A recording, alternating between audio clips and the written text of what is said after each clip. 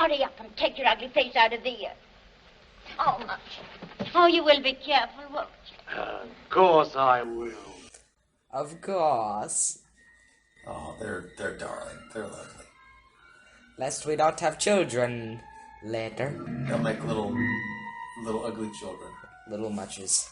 Yeah, not much. That's a little much. They'll be very little. That's a little much, isn't it? Tiny. Yes, it is. Yes, tiny it is. and little. Fantastic. Klaatu, Barada, Nikto. I'll show you who I am and what I am. Bitten by a werewolf and lives, becomes a werewolf himself. Open the pod bay doors, Hal. I'm sorry, Dave. I'm afraid I can't do that. It's alive! It's alive! It's alive! Hello and welcome to the Cinematic Fantastic Podcast. I'm your host, Jason Weatherford. And your other host, William Weatherford. Get ready for opinions, dad jokes, and bad jokes as we watch and review sci-fi and fantasy films from the classics of yesteryear to the new favorites of today.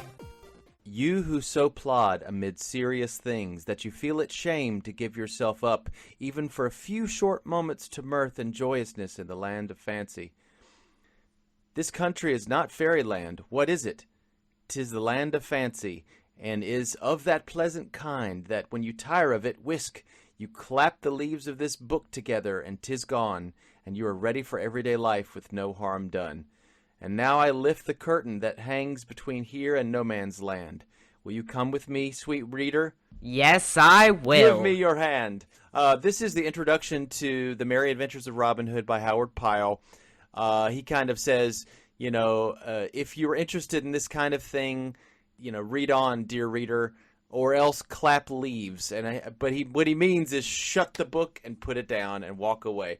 It sounds very similar to the opening of the Neverending Story. Do you remember that movie? It's been a while, yeah. But yes, today we are doing The Adventures of Robin Hood, 1938. If you are thinking of Robin Hood, this is the Robin Hood that you are thinking of. And last time we did the movie 1936's Dracula's Daughter, which, when you've just dropped something, you're trying to catch it, right? But when you touch it, you're just hitting it away from you, and then you lean downward, you lean over downwards toward it, you're unbalanced on your other foot. Right. That's what Universal was doing with this movie. That's very good. That's very good. They scrambled, not just with Dracula's Daughter, but with their Enterprise. They fumbled to make something, and we got a mediocre movie out of it, but that's my thesis on that. We will get another Universal movie after this, and that's going to be Son of Frankenstein, but let's focus on those days of yesteryear, even further back yesteryear. It seems like only yesterday, and I don't know the lyrics. Oh, that's right. That is from the cartoon of Walt Disney cartoon. Yes. Yeah. So this movie really defines what Robin Hood was and could be. I definitely have to agree. Robin Hood was really established by this movie, Errol Flynn, Warner Brothers, and just this whole movie. You can't deny that. Well, there was an earlier movie with Douglas Fairbanks in 1922. It was silent. But that was the foundation upon what this fantastic epic people was. didn't remember that. And the thing is, when you think about what Robin Hood wears, what he looks like, if you look up a Halloween costume that's even, very straightforward Robin Hood, you're pretty much going to be dressing up like Errol Flynn as Robin Hood with the Kelly green, Lincoln green, is the word, Lincoln green tights and all the other, accoutrement that he has on. Yeah, it's not Wish.com green for sure. No, it's not. But it's not realistic at all. Errol Flynn was the swashbuckler of the late 1930s. I'd have to agree. Early 40s too. Early 40s too. He was the man. He was, if you're thinking of a swashbuckler, you could think of him. You could also think of Douglas Fairbanks to a lesser extent, with Zorro and things like that, I would say. Oh, he was Zorro? Yeah, for a while. I think that there's other people that have played Zorro, but he played him for quite a bit. Who played Jack Sparrow? Oh, that's Johnny Depp. Yeah.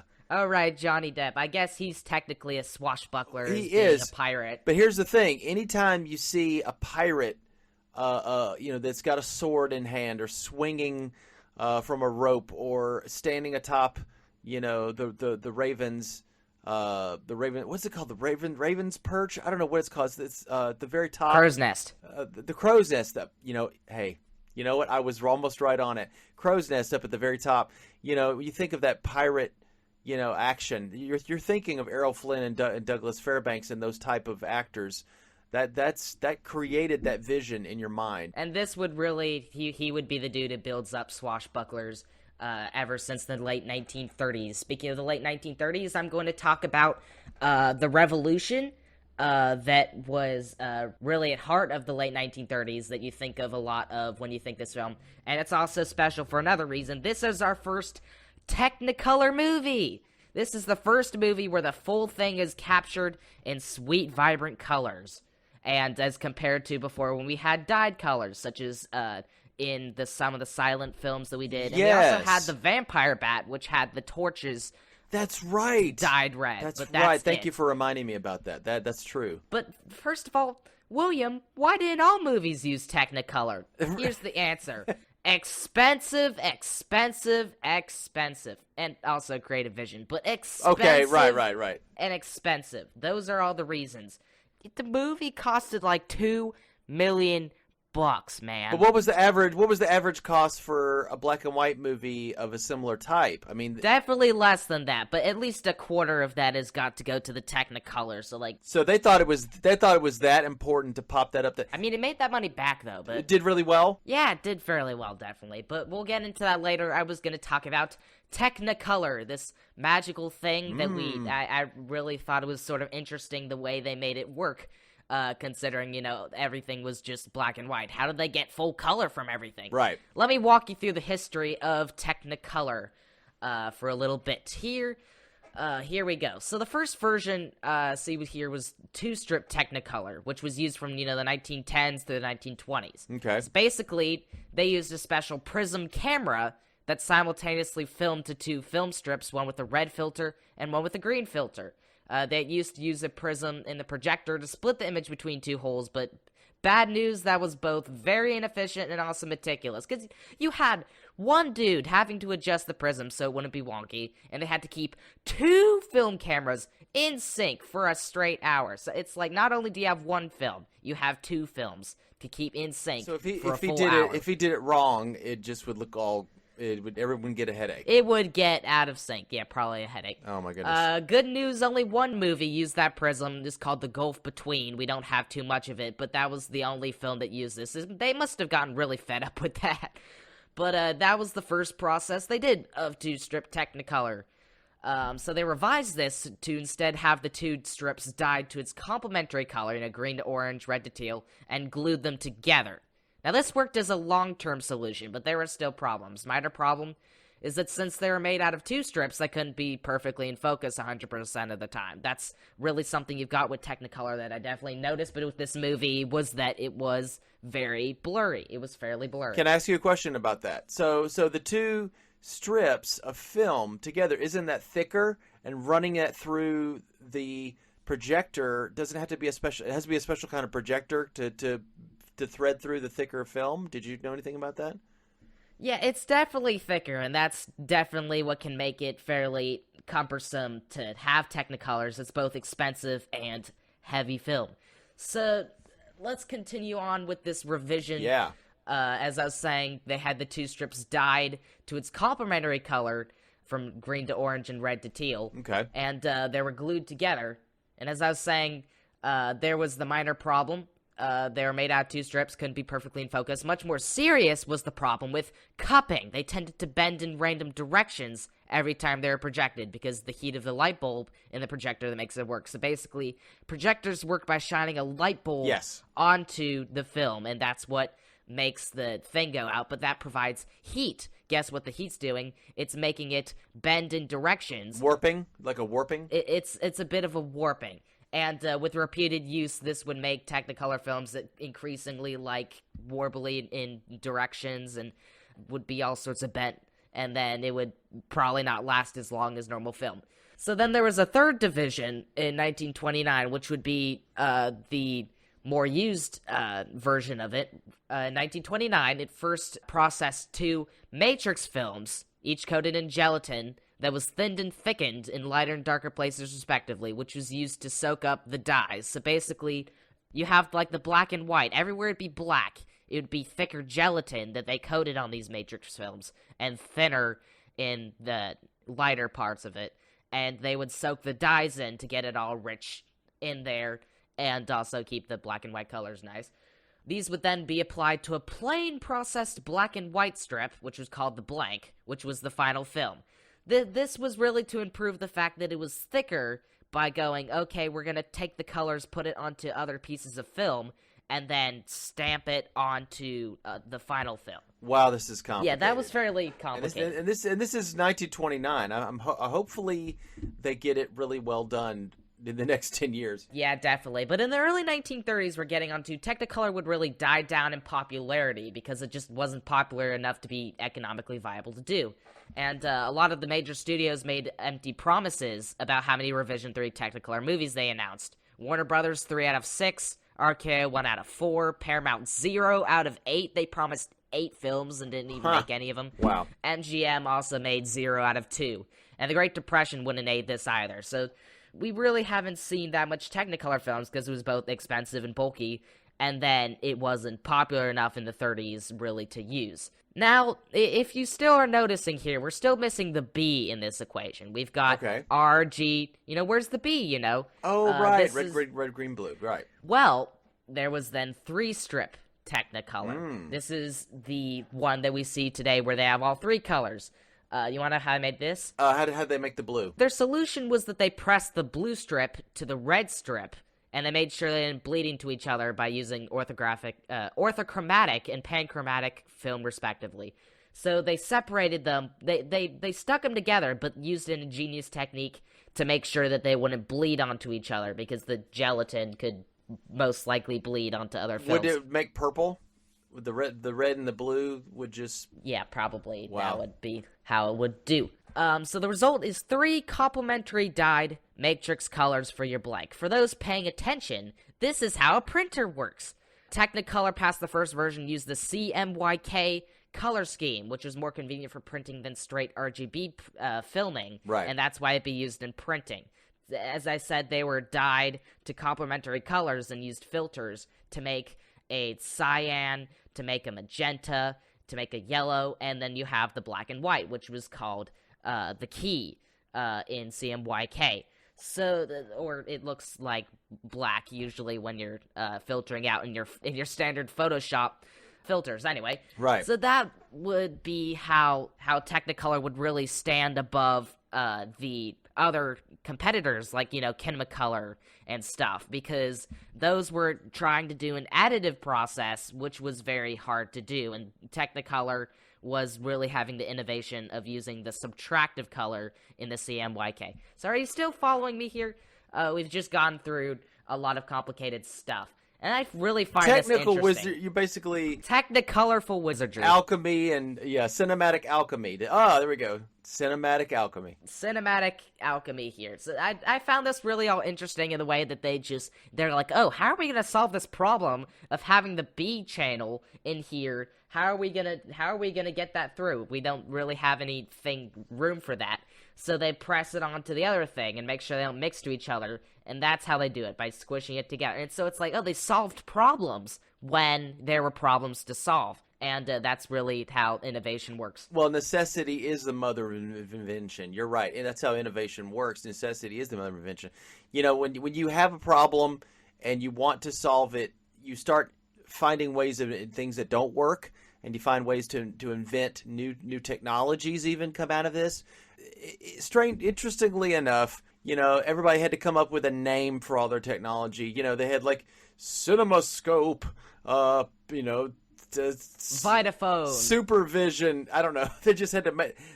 As we go through a lot of these movies that we're going, that they're going to have advertisements that say things like CinemaScope or whatever, and then what they really mean is that we have a panoramic higher I mean, ratio.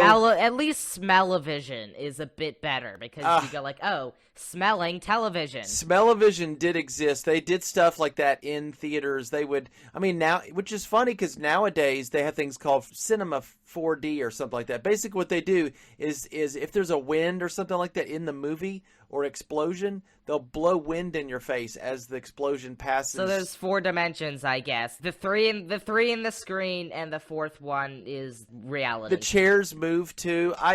My friend told me about it, and he said it was crazy. Like if there was a skeleton attacking, then one would like fly through the screen. I think there was one instance of that.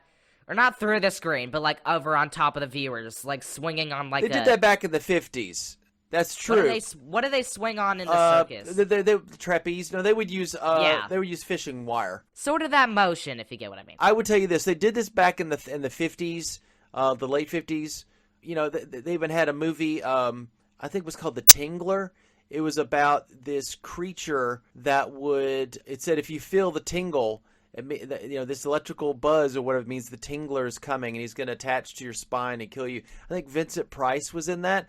And what they would do is they would have these electrical vibration things in all of the chairs, and they would have it like go, from here to there, and you'd hear people shriek and jump up and, and if you were with a lady, a young lady, she would probably, grab onto you and, for safety, and you'd be like, oh, hey, how's it going? I saw a movie called Matinee. It actually takes place at a movie theater where a guy has this, Mant. He has a fake movie. It's called Mant. It's about a man who turns into an ant, and they do all those things like they did in the movies. They would have the little tingle. They would have little scary things. That was his claim to fame. And during the movie, there is a Cuban Missile Crisis scare, and everybody runs into these. Yeah, but smell-o-vision stuff would really be more of an invention, definitely later along in the pipeline. So. Yeah, those technologies come out much, much later, but we're just dipping into that. The main technology we're talking about is Technicolor. So by 1938, how did it end up working? Because obviously it did work. It definitely did work, and Technicolor would remain with this process until the day it died. It did get one more revision in 1998 exclusively for Technicolor restorations, but that's really irrelevant. Okay, yeah. So, like, if they were trying to restore The Wizard of Oz, they would use that process for, like, one restoration. Right, also, they had coloration, too. I think Turner Broadcasting did a lot of coloration of movies. And that got infamous, yes. It got, well, some people thought it was good, and some people thought it was heresy. You're taking a film that was originally made in black and white for a reason, and then you're taking it and you're saying, well, your genius is not appreciated. We think color is better. And then they do it, and it looks kind of fake. It doesn't look like the real color that things were in the actual movie would have been. And honestly, it's not my favorite. I think I've grown to appreciate black and white. I think, and there's a lot of filmmakers who would agree and have filmed things now in black and white. So don't worry if anything you're watching is in black and white. It's really what the movie and the creative vision is about. But we've been talking about the thesis, and here's the application. Here's what it did for the movie industry. Yes. Now, Disney, as I mentioned in an earlier episode, popularized 3-strip Technicolor with the very first 3-strip cartoon, which was called Flowers and Trees, and I mentioned this in an earlier episode. Yes. And Disney really threw Technicolor into the limelight with this one, especially with their next extremely popular one, which was the Three Little Pigs. Like, people literally went to all sorts of B movies just for the Three Little Pigs that was bundled before it. They said of the director of King Kong, once he saw it, he vowed he'd never make a black and white movie again. So really, without that blue channel. Every blue sky or purple robe was so washed out and dull that nothing can compare to 3-strip. So they were just like, Technicolor, I don't really want to see too much of these stuffs. And then Disney the 3-strip came in, Disney got rights to it, threw it up into the limelight, and everyone was just like, oh my goodness. And the director of King Kong himself, what was his name again? Let's see. It was Marion C. Cooper? Yeah, Marion C. Cooper himself, director of King Kong, this epic dude who had been making stuff. He saw the Three Little Pigs in the theaters, and he went, this was so awesome. I love all of this vibrant color that I'm never gonna make a black and white movie again. My goodness. Yeah, I don't know of it too many Marion C. Cooper movies, to be honest. Remember, he did not direct Son of Kong, is that right? Or it was Schoedsack, I think. Wasn't it Schoedsack took over? Yeah, but Warner Bros. Being the pioneer of Technicolor overall in this industry, after Disney, this was their first 3-strip Technicolor movie, and it was definitely a good one. And we can see all sorts of vibrant colors while everyone looks like Power Rangers, is what Dad said earlier. Everybody's dressed like Crayola crayons. There's more color in this than a Power Rangers team. Right. Everyone is just in fantastical colors and all the blue skies and our nice vibrant blue, all the greens, so many greens. There's some reds as well. They're nice. Scarlet, Will Scarlet is especially good. Yeah, for that. you can't. How can you have a guy named Will Scarlet and he's not? Unless he's red. It's a very kind of darker red too. It's a more blood red.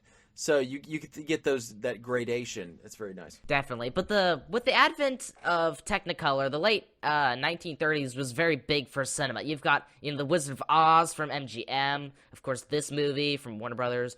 You've got Gone with the Wind. Oh, You've yeah. got Snow White and the Seven Dwarfs, which is the start of Disney's amazing first lineup. The Great Depression was ending. Man, it was so great. Yes. However, this is about the exact 2 years that World War II would start, which would be very grisly for, literally everybody. So, it was really a golden age and year of cinema, was the late 1930s. Sort of the roaring 20s for the film industry. Wow. I'd have to say. Now, what about World War II kind of stymied the movie industry? Was it because everybody was leaving? Everyone was going to war. Was leaving for war. All of the children and mothers were flustered. People were dying. There was war going on. Countries swapped leaders. I guess there were definitely some. Everyone was at conflict with each other. If you saw somebody else's stuff, you'd be like, oh, it's a German film. Don't go away. Hide your eyes. We're not going to go see that. It's the enemy's film, after all. Right. If a lot of German actors had trouble. Probably even Japanese films could get that, too, from America. Yeah.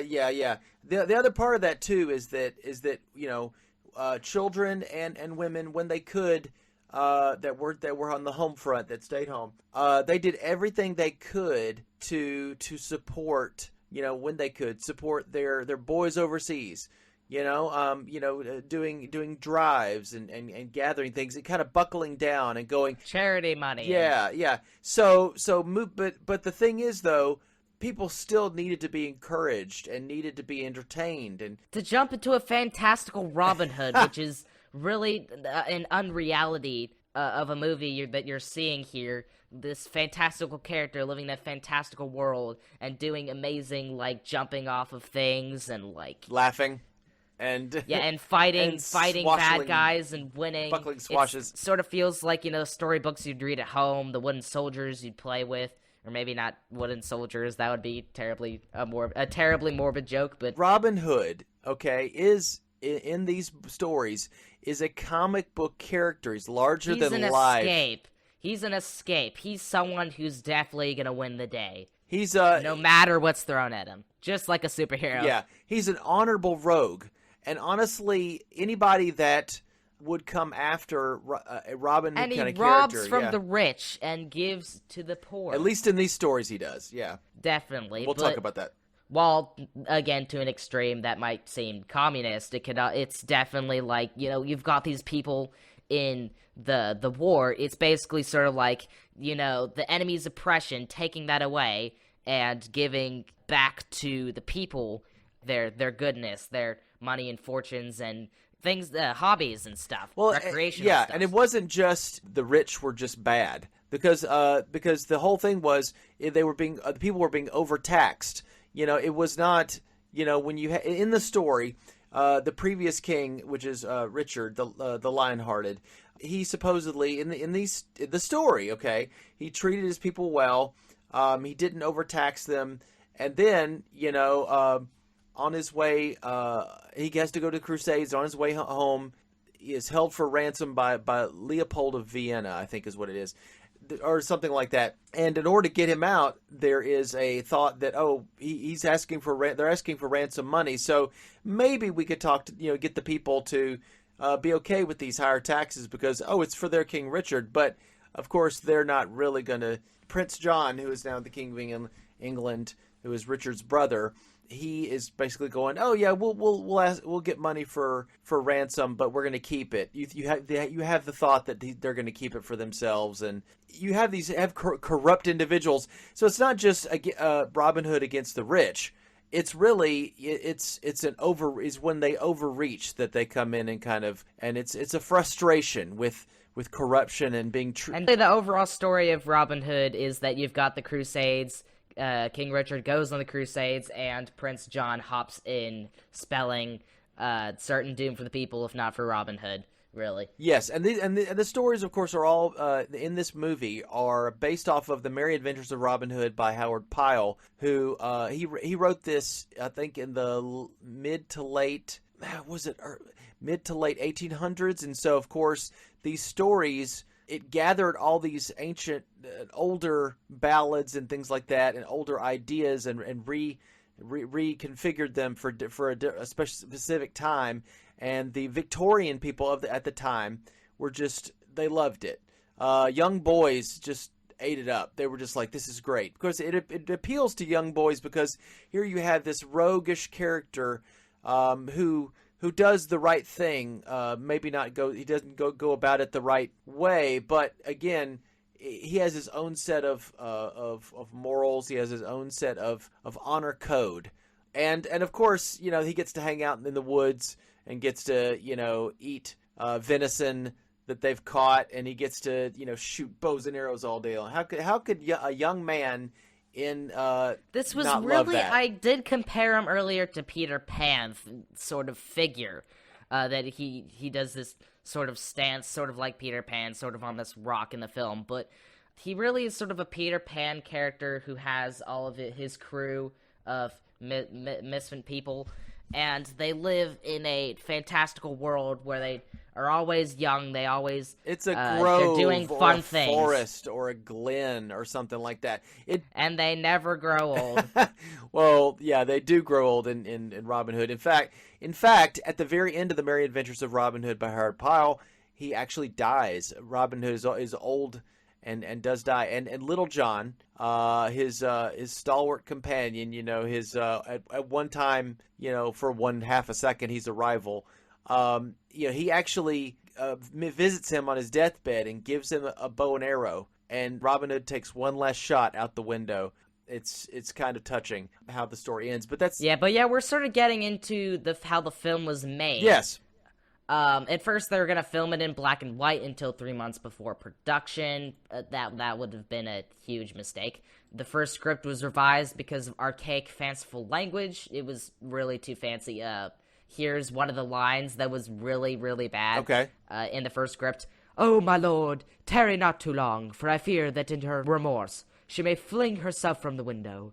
He was just like, yeah, nope. I will tell you that's actually closer to Howard Pyle's wording. They're probably basing it a little too much on the story for modern 1938 audiences. You probably wanted to kind of make it seem a little bit more like people actually spoke. I mean, after all, in the Middle Ages, they were like rapping like the Canterbury Tales, man. Yes, it's the Middle English, but Howard Pyle, his Middle English sounds a little bit more like a hybrid between Middle English and Shakespearean. I can see a lot of Shakespearean, saying things like forsooth and methinks and things like that, and withal. It has a very Shakespearean bent with a little bit of Middle English kind of vernacular in it. So I can understand why they would have changed the script a little bit for 1938 audiences. And the next thing I have here, it says that the movie cost $2 million, as I said before, but it's the most expensive movie that Warner Brothers had made up to that point. I mean, after all, this was an extravagant movie, and as I said earlier, probably a quarter of it was the Technicolor. What about the sets? We watched it, and you were just, you were just gobsmacked at the sets and how big they were. And I know that we've watched Universal movies, and they have those big. Yeah, the sets was probably a good chunk of that as well. Just everything. Everything was fairly expensive for this movie. Most expensive they made up to this date. Well, hopefully they made back their budget. Hopefully. Definitely, but they usually made bread and butter on low-budget gangsters at this point, so this was fairly unexpected for them to make such an expensive film at this point. Yes. There were also many iterations.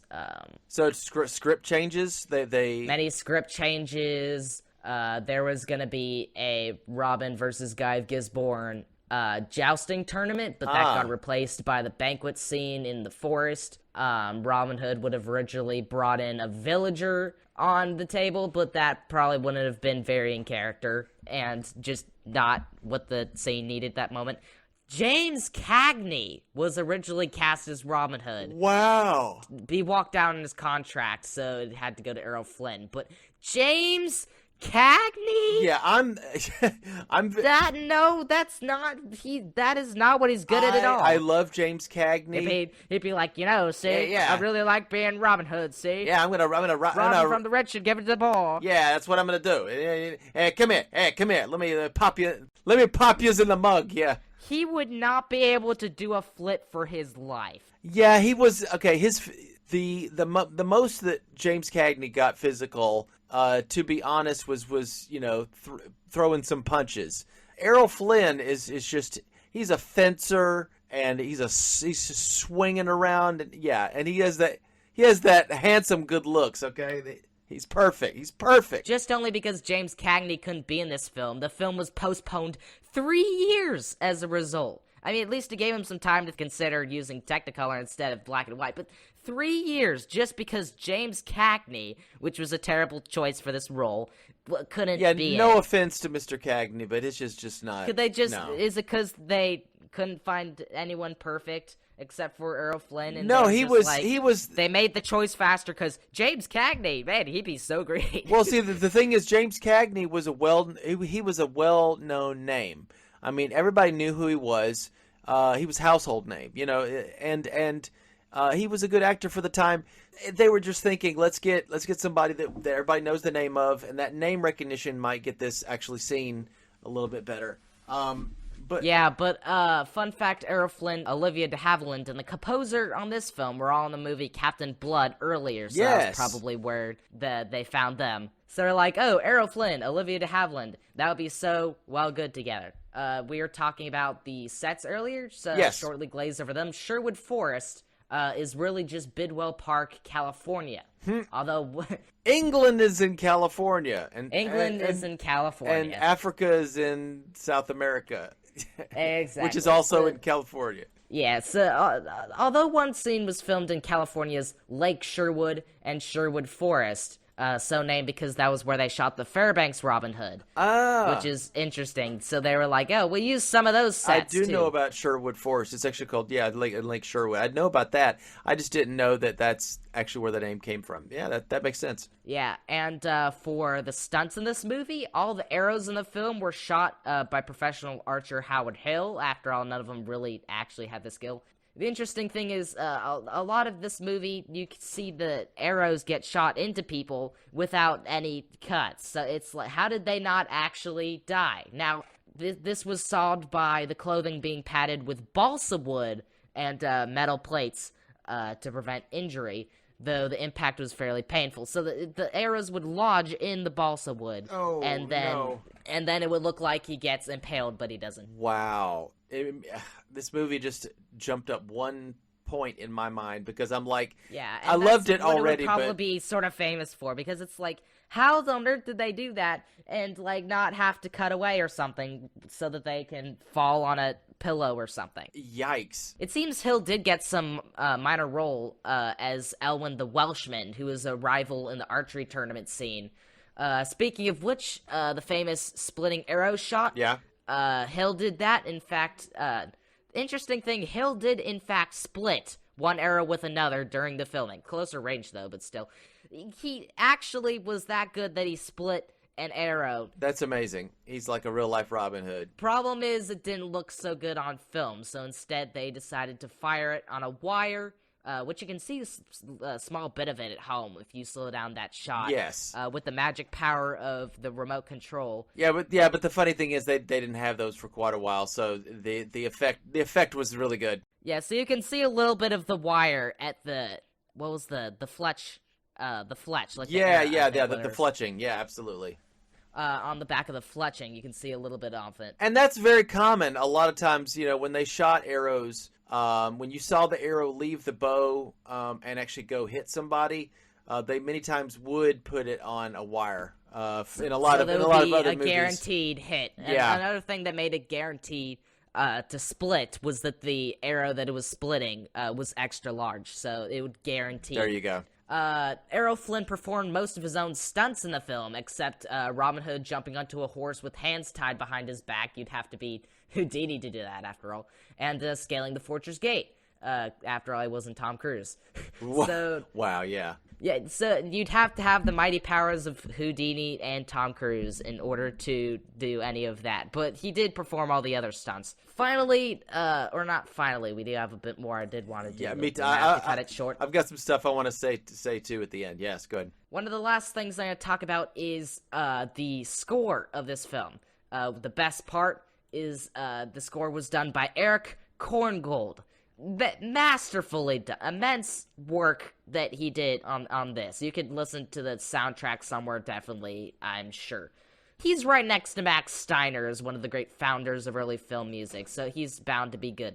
I've praised Max Steiner's work on King Kong and Treasure Sierra Madre. Those were some good episodes that we did, but it's some high praise, definitely. He was really, really good. John Williams himself cites him as one of his inspiration. You want to know why? Because Korngold did the King's Row theme. Yes. Guess what that would turn out to be? Here's the...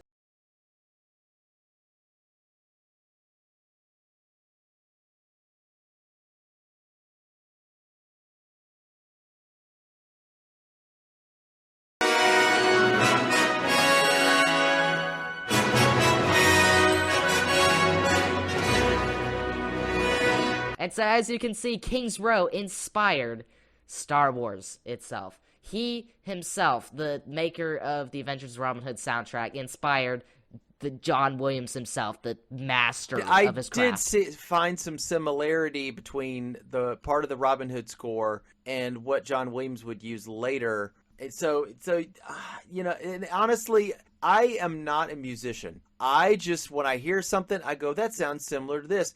I'm not saying that John Williams is good or bad and Korngold's good or bad. I'm just saying I hear similarities, and I know that you were saying that they're only like certain number of notes and certain so it's gonna happen, and I agree with you. What did that sound like?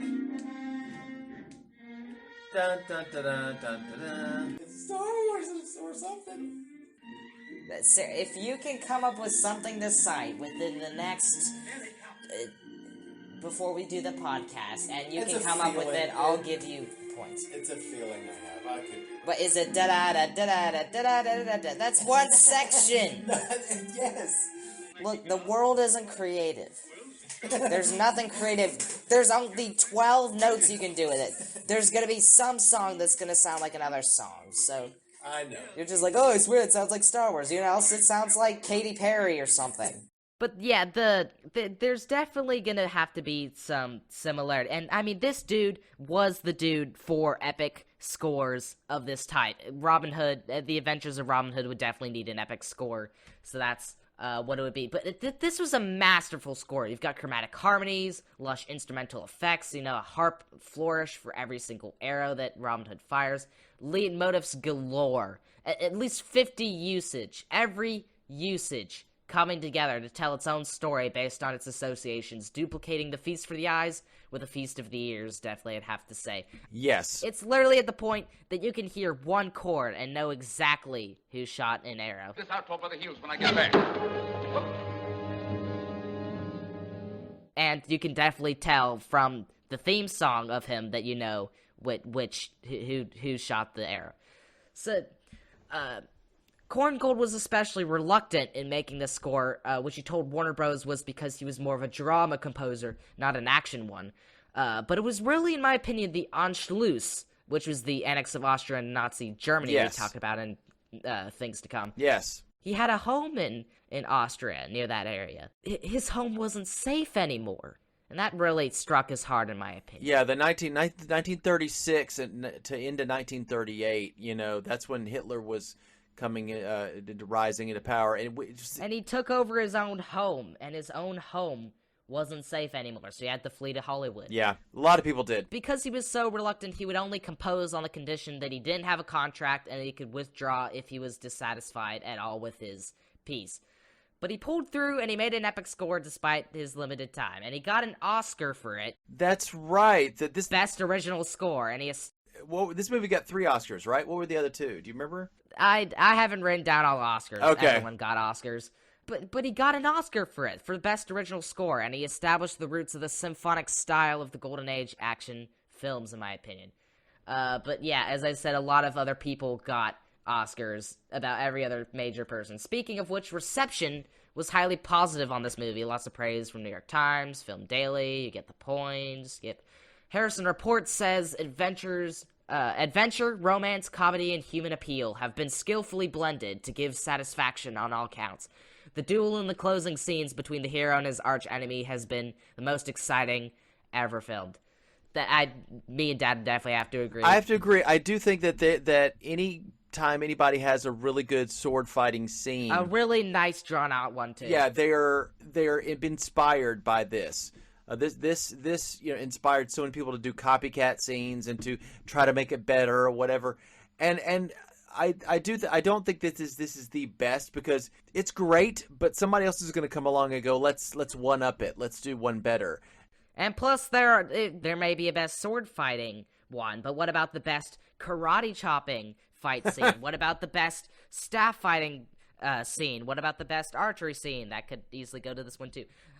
So Rotten Tomatoes. About the Oscars real quick. Okay, best original score, best production design, best film editing, and best picture. There you go. Yeah, best picture. I would definitely have to agree. If you get best picture, there's definitely got to be something that you get that for. Nothing less than great is gonna get best picture. So speaking of which, Rotten Tomatoes, 100% of critics positive, average 8.94 out of 10.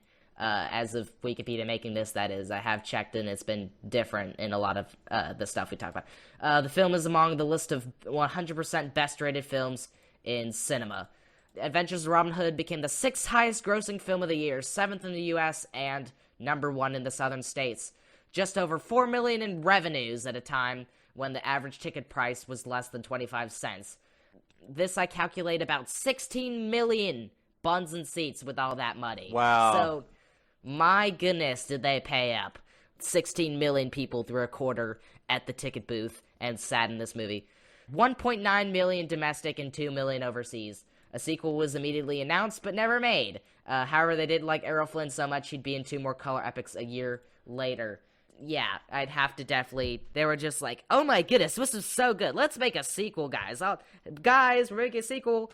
Isn't it cool? They didn't eventually follow through on that, but he did. Errol Flynn did get some more color epics. And real quick, a movie came out a year after this that is very near and dear to a lot of people's hearts, and it is The Wizard of Oz, and it won Oscars for Best Music. That was another Warner Brothers thing. Yeah, and again, color is basically saying, hey, guess what? We're here to stay. Let's talk about the actors real quick. So first off, I'm just going off what I know, right? So I've seen Captain Blood, and it's a pirate movie. It's really good. As we said, Errol Flynn, Olivia de Havilland. And Olivia de Havilland and Errol Flynn worked together for, I think, at least 6 movies, including this one. They worked really well together in terms of their chemistry. Also, you had another actor, Basil Rathbone, who plays the Guy of Gisborne character. He played Sherlock Holmes later on in some Sherlock Holmes movies of the 40s. And we're going to see definitely more of him. Yeah, we're going to see him again in the next movie we're going to do, which is Son of Frankenstein. He plays Frankenstein's son. Yeah. So let's see what else. I mentioned Alan Hale plays Little John, or John Little. and he played Little John in the Douglas Fairbanks 1922 movie. He played Little John for other people that played Robin Hood, I think, in a couple other movies. His son is Alan Hale Jr., a.k.a. the Skipper from Gilligan's Island. And people were like, oh, there you go, little buddy. There you go. What was your opinion on Gilligan's Island? Gilligan's Island, it's good in small doses.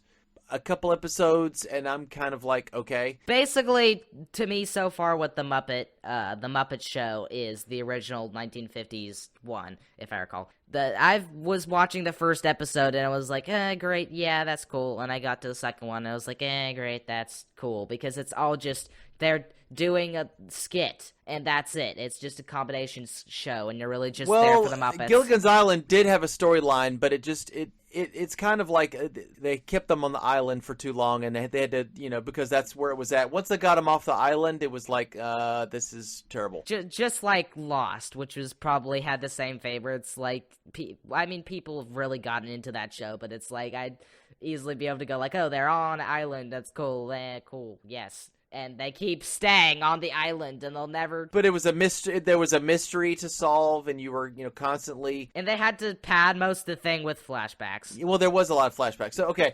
So, back to this. Also, an old stalwart favorite of actor, specifically his voice, is Invisible Man. Claude Rains actually plays Prince John, the villain here. He's a very flowery character. He wanted to play something a little bit different than he did before, and so he made a choice to have him be more kind of an effeminate kind of character, kind of greasy, kind of evil. And after all, with the type of dude who, at least in the book, would call himself Invisible Man the First, would definitely be a pretty good choice for Prince John. Yeah, a villainous kind of character. So let's get into the historical background of Robin Hood, or who we think Robin Hood might be if he actually existed. There is not, I will tell you this, there's not one idea of who Robin Hood is. He's a 100% fictitious entity person. Possibly. It all started with the ballads, and there were 3 ballads that came out quite a long time ago that definitely predate any of the modern, and I mean like, Howard Pyle's book or any of the movies or anything. It predates all of that to a great extent. Yeah, these are very funnily in Canterbury Tales sort of languages I was talking about. Middle English, yeah. Middle English, it's like, that telleth this wishes with his plough, no more ye shall not know good ye man, that walketh by Grandwood Shaw, ne no knight, ne no squaw, that what be a good fall woe. I don't even know how to pronounce it. You sound like you have marbles in your mouth. I'm trying to see, everything is spelled out with consonants and vowels more than we would have. It's like fellow usually would have an OW, but it's all. Okay, so it's fellow. If somebody said, hey, are you speaking English? You'd be like, of course, I am. After that, it says he was a good outlaw, but with an E. That's the best sentence out of that, luckily. Yeah. But there's like, and died poor men much good. It means did poor men much good. Ye did poor men. Yeah, there you go. That's the way it went. The spelling rules were completely different. But let's put it this way: the earliest ballads. If here is YF. Right. That's hilarious. And Robin Hood was named Robin Hood. Okay. In the earliest ballads, he is not necessarily a guy who has the poor people's best interest at heart. In fact, when it says he robs the rich and gives to the poor, he actually just gave to himself. There was a part where he actually took a guy's head off and put it on a pike, like a big long quarterstaff, and like punched it and stuff like that and mangled it till it looked terrible. So basically he was what we would call a thug. He was living his thug life. So the thing, he was not necessarily, but the thing is, life was cruel back then. Life was cruel. So it wouldn't be that big a deal for somebody to make a hero out of a guy who is, messing with the rich. He's a tough customer. it's kind of like he's more of those like Daredevil, Punisher, Deadpool kind of characters. He wasn't necessarily, completely chivalrous. I mean, he was religious. I will say that there's parts where the early Robin Hood stories, he does, say that he prays to the Holy Virgin, he does his penitence and all this kind of stuff, but he did not like religious people, because most of the religious people of the time, like, there's a guy he really picks on. There's a friar, not Friar Tuck, but he's like a priest. He picks on him really hard because a lot of the priests, they would gather the money of the poor, and it was kind of like how a lot of people say that a lot of these evangelists, televangelists, these TV televangelists nowadays, that they're just always, stripping people's money away and never, oh, you're doing it for the good of God, but really it's just to line their pockets. That's very similar to the way the priesthood was for many. I'm not saying all priests, but many priests were at the time. And so, if you saw, oh, well, look, Robin Hood's being really mean to that priest. Well, that priest was skeezy. A lot of those priests were. This sounds like the Robin Hood in the movie. I feel like that's more channeling, that the Robin Hood in this movie sort of channels that earlier Robin Hood, where he's sort of just this rogue fellow who don't care for people, but he cares really for himself, and he lives out in the jungle. Or not the jungle, the forest. Well, Robin Hood in the movie that we watched, he's like, I must do good for the people, and you're mistreating people, and he was very, like he had people's best interests at heart. And Robin Hood was just originally in fact, the name, either the name is based upon Robert Hood, and Hood is actually, or Hode, and it's actually somebody's real name, Quad, or it's possible it could just be a robber in the hood, in the hood, in a hood. You know what I'm saying? Yeah, with a hood on. Right. So basically, like generic bandit dude. Now the trick is, though, the thought process based upon the earliest ballads, they're trying to find out when he took place. When the original Robin Hood stories took place, the earliest, it was not during King Richard and Prince John and all that. It was actually most likely taken place during, let me see, the reign.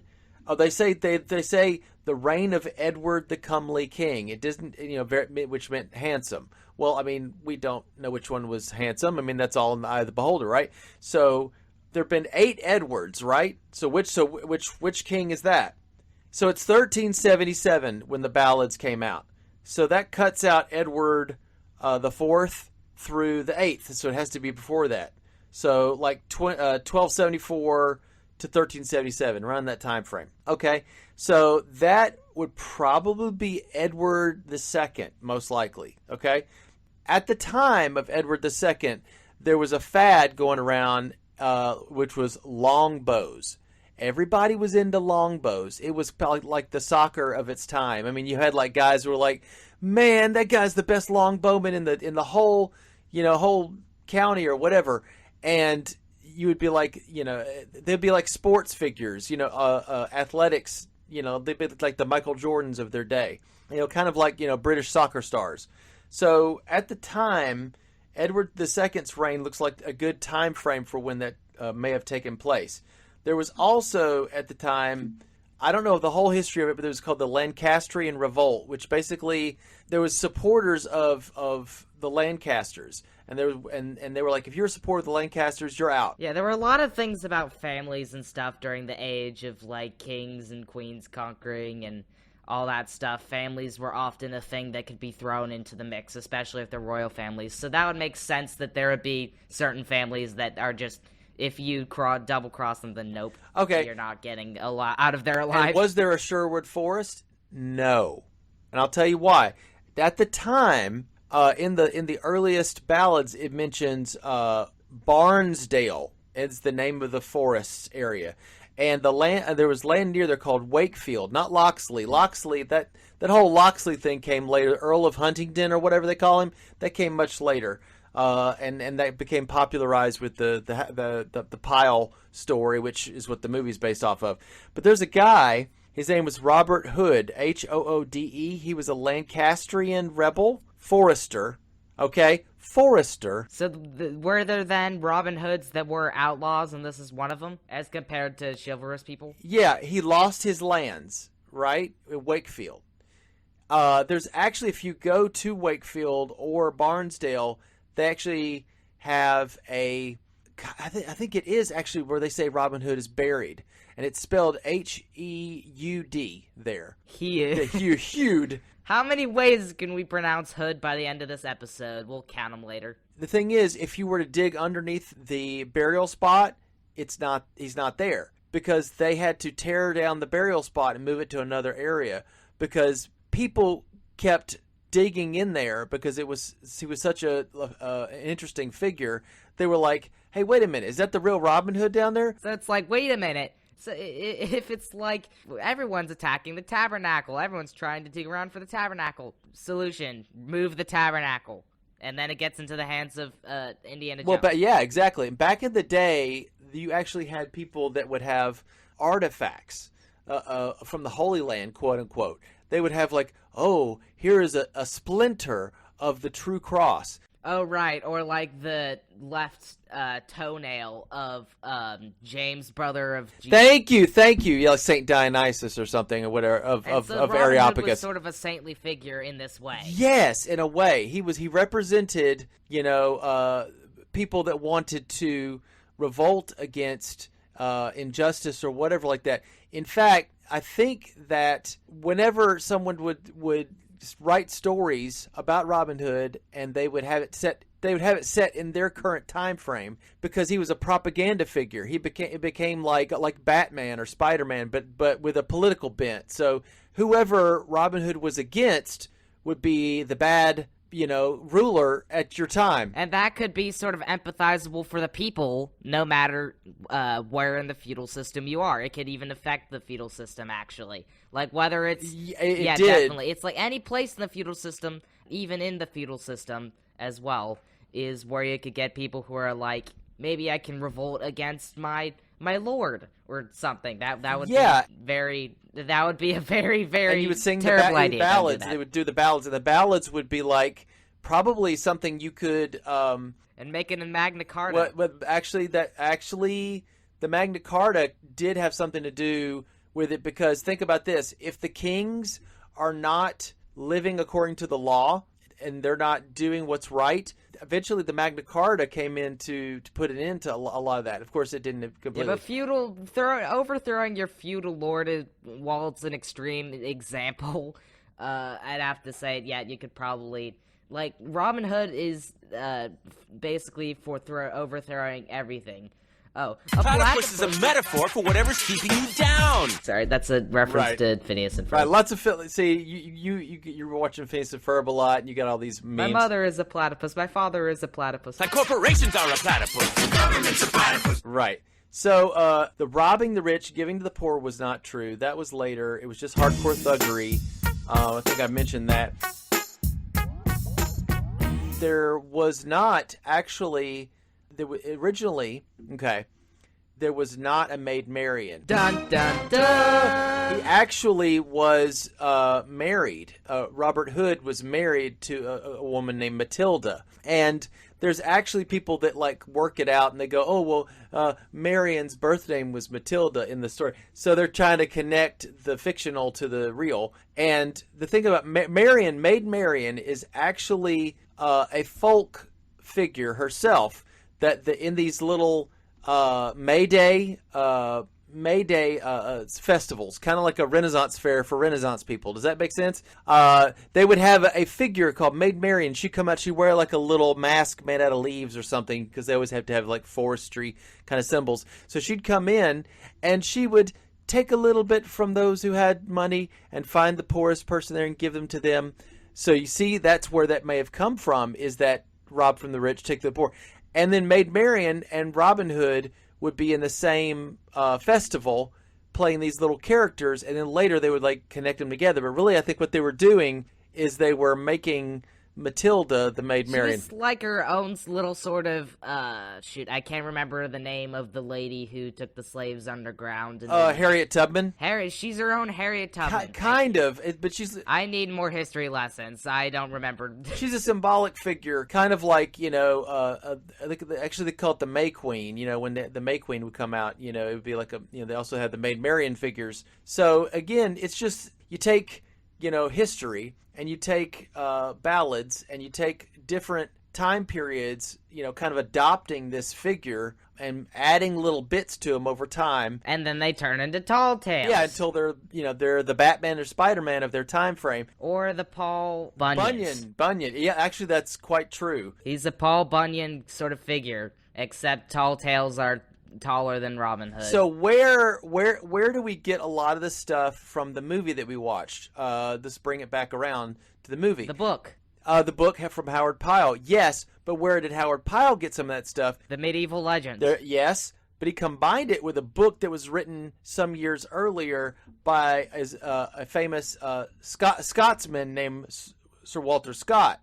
He wrote a book called Ivanhoe. And if you read Ivanhoe, it has a lot of the elements that are in Howard Pyle's book.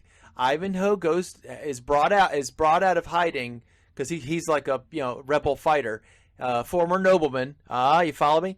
And he's brought out of hiding with a tournament. Okay, and the tournament has longbow shooting and all that, just like in Robin Hood's thing. And it also has a female character who kind of gets in love with it. And Robin Hood is in it. He's called Robin of Locksley. You get it? He's not called Robin Hood. He's called Robin of Locksley. And that's why they got it for this. And he's a side character.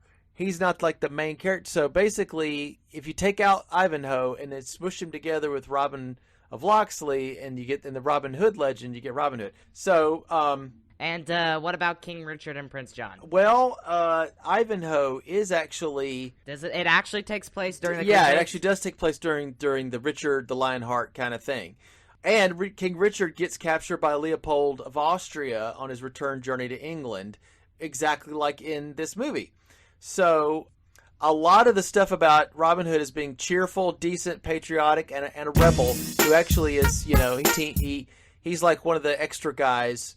It's kind of like you're doing your little thing. Ivanhoe is the main character, and you look over there, and there's Robin of Locksley, and he waves at him and says a couple things. He's not the main character, but the whole thing about him being cheerful, decent, patriotic, a lot of that is in Ivanhoe. He also, like I said, he calls him Locksley. That's another word that they use for Robin Hood a lot. There actually is a village called Locksley in Yorkshire. Yorkshire is where Barnsdale is, or Barndale, and that's where Wakefield is. So that's traditionally where Sherwood Forest is the Forest of Barnsdale. So they're kind of squishing things up and changing things. Also, the whole thing about the Normans and the Saxons comes a lot from the Ivanhoe thing. But if you talk to historians said that but by the time of Robin Hood, you wouldn't have had the Normans versus the Saxons thing, because the Normans and the Saxons were so intermarried and interbred that they're all Englishmen. They're just all Englishmen. You can't really it was more about what king and what lord you had fealty to than what I'm a Norman, I'm a Saxon. And you notice that in the movie, it does bring up the Norman and the Saxon thing. Normans, quote-unquote, bad. Saxons, quote-unquote, good. Because you got to have that kind of that whole thing. So to be honest, I have to say that a lot of what Howard Pyle did to popularize an image of Robin Hood, he got a little bit from the medieval legends of the ballads. He got a little bit from maybe some historical stuff. And he got some other things from Ivanhoe. So that's where and actually there is an Ivanhoe movie too. So, there you go. Much to say about that. I would say that the original Robin Hood wouldn't have had anything to do with Richard the Lionhearted. It was way earlier than that. And then Prince John is sort of the same deal. Yeah, but I did learn one thing in my research about it, is that the reason Prince John and Richard were like, at loggerheads or against each other is because of their father. They were actually rebelling against their father. Richard was. And the mother was secretly working, I think, with Prince John to kind of have him be the king. And Prince John, he was called Lackland. Do you remember? I think they called him Lackland in the movie at one point. And he was called Lackland because he wasn't going to inherit any lands. So he lacked lands. It's pretty easy to understand that. There's a lot of stuff in there, like the splitting of the arrow. Ivanhoe did that. I think, no, wait. Did Robin split the arrow in Ivanhoe, or Ivanhoe did it? I don't know. I don't remember. I haven't read Ivanhoe completely through, so. All right, but is that, I wanted to talk about the movie that, the Robin Hood that is personal to me. Okay, yeah. Yeah, go ahead. So, I am certainly speaking of the Robin Hood by Disney, the Disney Robin Hood that came out in the 70s. Yeah, Oodalali. It's a movie where Oodalali is a word, and it's really great. It has what other movie could start out with like this epic fanfare, and then this rooster comes along, says some stuff, and then the entire music for the rest of it is Yeah.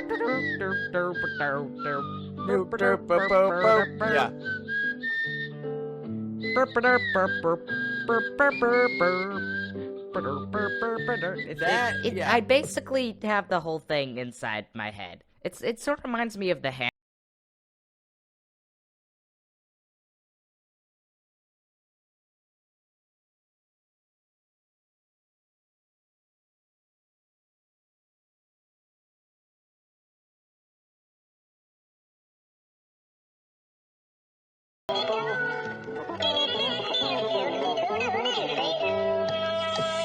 Of course, that rooster is Alan Adale, and Alan Adale was a minstrel and played on the little guitar, the lute thing. And especially the rooster being Alan Adale, being a rooster really fits for being an Allendale because it shows how he's a songbird with a special song to sing, but he's also a lowly livestock, not distinguished and fancy like one.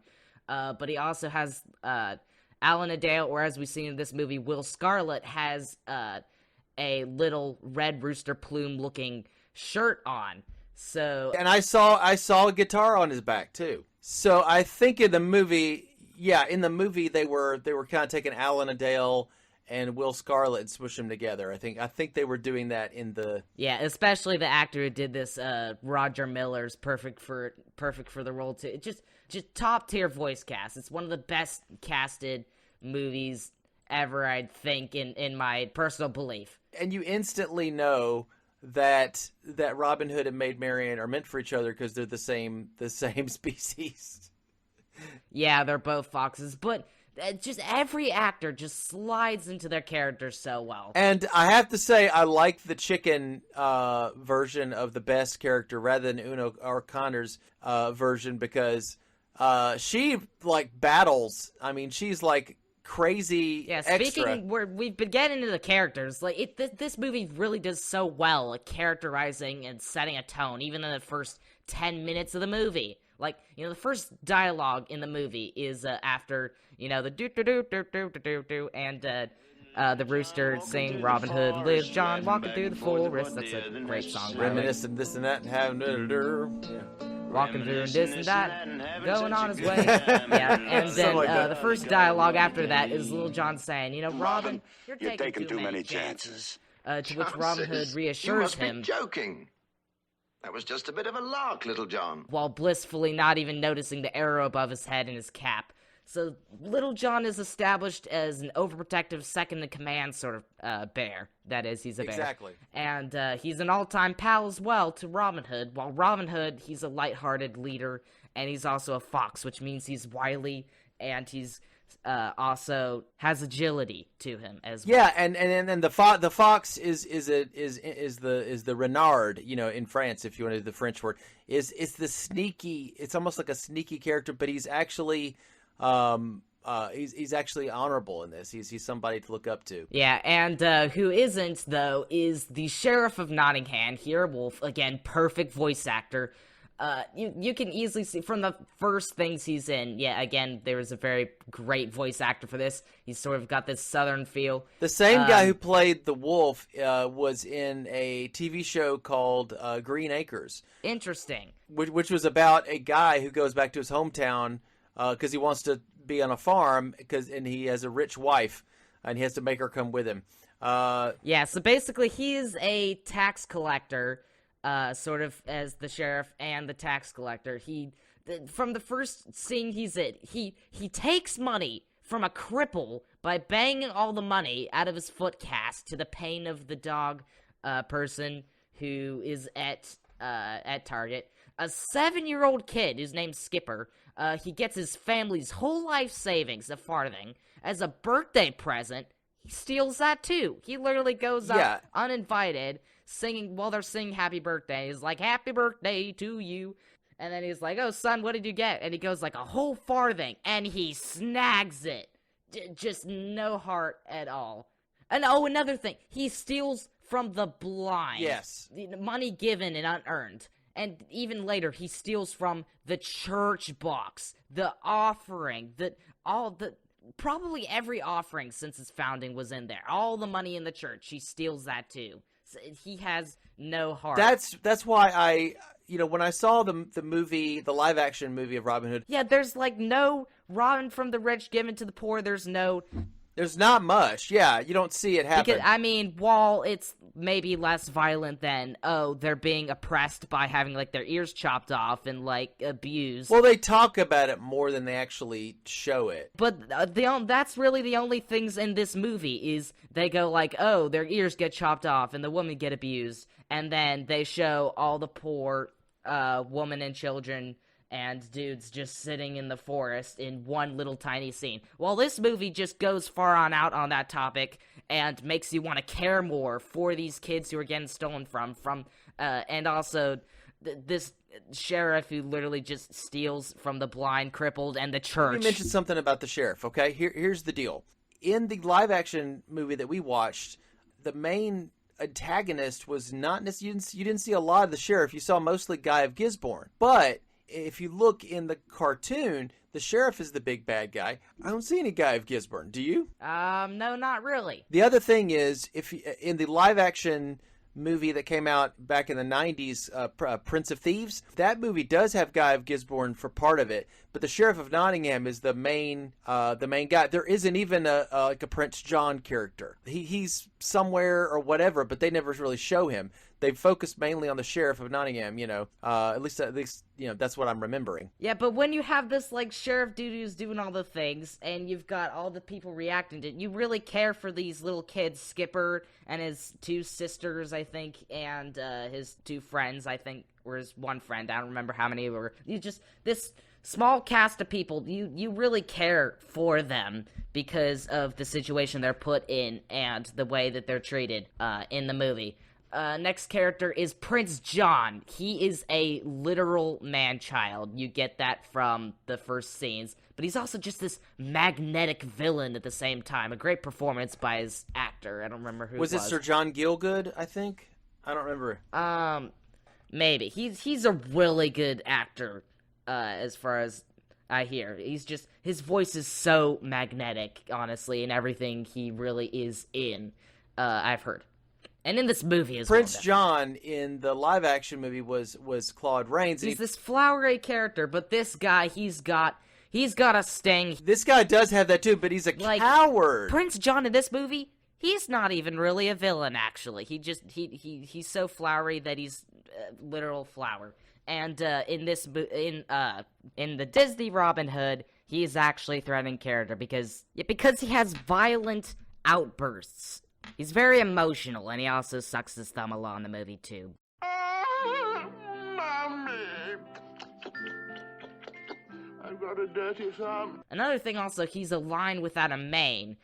He's too thin or even sickly for his own crown, as we see it falls off. Like, you can see that from the way they portray it. It's so good. And, I mean, who else would have... Taxes! Taxes! Beautiful, lovely taxes! This is their first line, for goodness sakes, other than this guy, Prince John. He's good. He's just got this great comedic character, hidden by his punching bag lackey, Sir Hiss. There's a great dynamic here, actually. And, fun fact, he actually speaks French in the movie in one line. I'll put the clip here. He has style, Hiss. Du savoir faire, il y a, n'est-ce pas? Is. I think it translates to something like revolutionary, is it not? Or something else like that. The real Prince John, actually, it seems, would know French. I think it was because he was low enough in the hierarchy of the brothers, he was low enough he didn't really travel away from France, and therefore would be acquainted with French, while his brothers wouldn't be. Right. So he'd know that language. It's probably much deeper than that, but I found that interesting. Yes. But there's other things too for this. Again, top tier voice cast. While it's a more ungrounded take on Robin Hood, overall than some others like this one to a lesser extent, and other ones like the darker ones, it's gotta be a favorite. It's charming, no one can lie. And there's also top tier music. You can't help but jam out to the opening songs sung by Roger Miller, or even the phony King of England. Prince John, the phony King of England. Yeah, I remember all that stuff from childhood. But you can remember all the songs. I even remember like the little fanfare. I think it was like do do do do do do do do do do do do do do, and it went on sort of like that. It's very memorable. This whole movie, it was nostalgic for me. We watched it so much. It was probably more of the Disney ones that we actually watched. We watched this one and like Mulan 2 and like all the other more unpopular Disney movies more than even like Sleeping Beauty. I don't think I've ever seen that one. I don't remember that one as much. Well, and also I've always liked Robin Hood. I thought that was really well done. It's a really well done movie. As I said, top 2. Along with this one, in my opinion. If anybody I wonder if people started like an anthropomorphic, animal people. I think that maybe that may have started with this movie. Yeah, but what I really appreciate about Robin Hood is the time it came out in. It came out in the 70s, which was when, since after the Black Cauldron, Disney was sort of in a dark age, because Disney just had to have his theme parks, so they overspent their money, and therefore had to have less movies and less budget. And I mean, sure it may reuse animation from the Jungle Book and stuff. Sure it may look worse than Beauty and the Beast. It's got scratchy, thick black lines everywhere. Sure it may have to do heavy lifting establishing the character setting and tone that it manages to do really, really well in the first tens of minutes. Sure it may have to do all of that, but it's just got this charm about it. The whole movie is great, really carried by its cast. You can hear them smiling in the booth, and just this world you get so easily drawn into. That's what really makes it one of my favorite Disney movies ever. Man, it's in that top 5 for me. Though again, these two are both definitely on the same goodness level. Definitely, you can tell that the voice actors were having a lot of good fun doing it, and just this charm. Yeah, it's just really charming, and there's a lot of great scenes. There is a great final battle scene where like the whole castle's going on fire, and they have this big battle, and Robin Hood seems to nearly drown, but spoilers, he doesn't. Of course, he doesn't. But still, it's just the whole thing's great. So many quotable lines. Again, it's been a while since I've watched it. It's not an extremely long movie. It comes in, does what it does, yeah, that's and what it's done. It's so limited in time that it has to establish character setting and tone so much, because it's literally only an hour and like 20 minutes.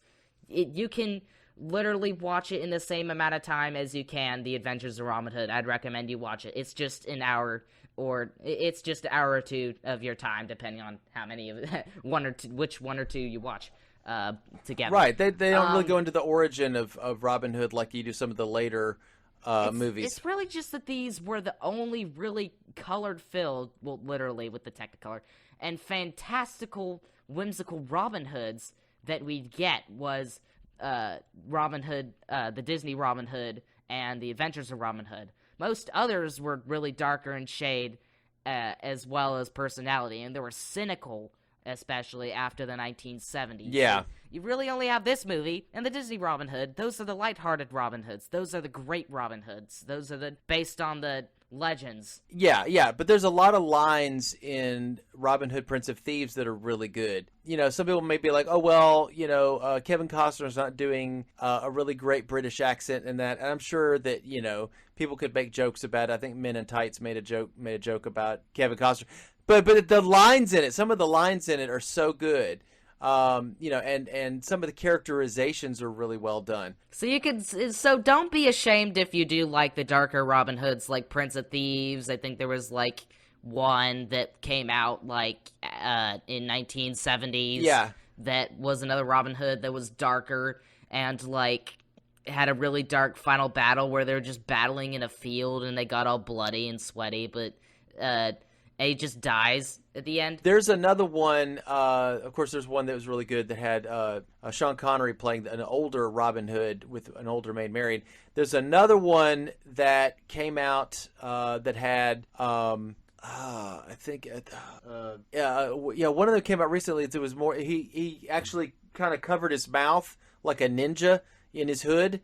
So it was more like he was more like a vigilante, and they kind of pushed more the robbing the rich to give to the poor, because I guess it kind of fit the whole Occupy Wall Street kind of thing that was going on at the time, which you had the stockbrokers that were lording it over everybody, and just playing with people's money and with their livelihood, and the people at the bottom were not having any of this nonsense. So of course you kind of have that modern sensibility creeping into.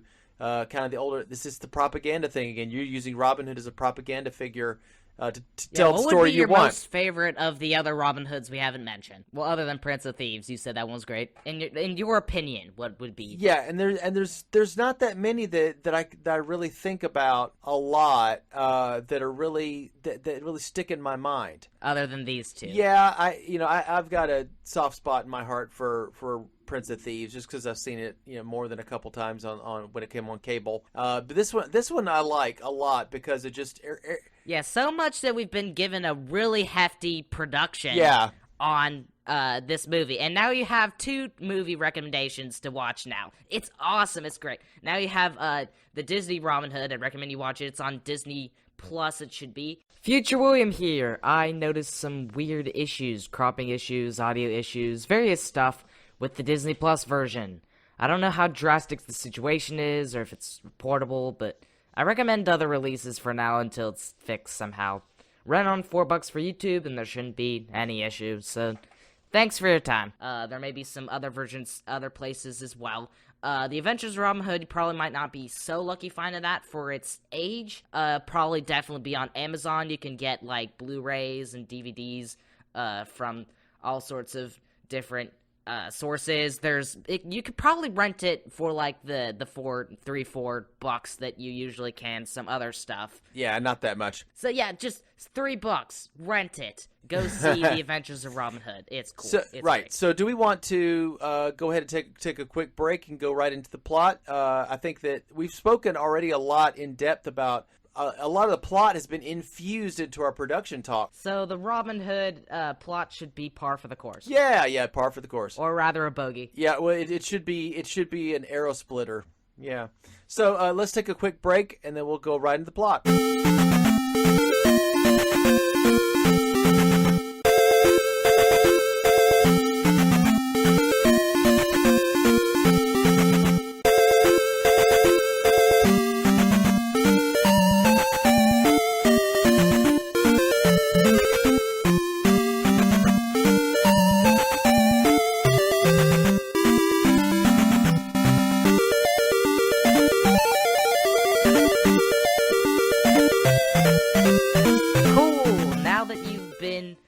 Now that the ears have firmly been washed with nice, beautiful, adventurous music, we'll get on to the adventures of Robin Hood here. The plot. It should be epic, and we should be able to sum up the whole thing pretty well. I mean, it's Robin Hood. It's gonna have a lot of things you're gonna know about it. Robin from the rich, given to the poor, King Richard, Prince John, they fight. Sheriff of Nottingham, it has one of the taxing best people. battle scenes. Yeah, it's got some great sword fights. I think that if someone said the sword fights in it have never been matched ever again, I would disagree because The Princess Bride. Yeah, and also other movies as well. And of course that discounts, as you said, like fist fighting, karate movies. What about the best scenes from those? It discounts a lot of those. What if someone has the best I don't know, like some like Jackie Chan, I don't know, foot fighting. What's the best foot fighting scene? There's some fights in some martial arts movies that I could really point at and go, these are amazing. And I have to say, and even Star Wars, What was that new wrestling movie that was coming out that people are talking about? Wrestling what? Was it live action? It was like Creed 3 or something? Oh, it's boxing. Yeah, it's Creed 3. Yeah. That's probably gonna have some great scenes since people talk about so much. Yeah, and I will tell you this. I have planned for us in the future. Whenever you just say when you want to do it.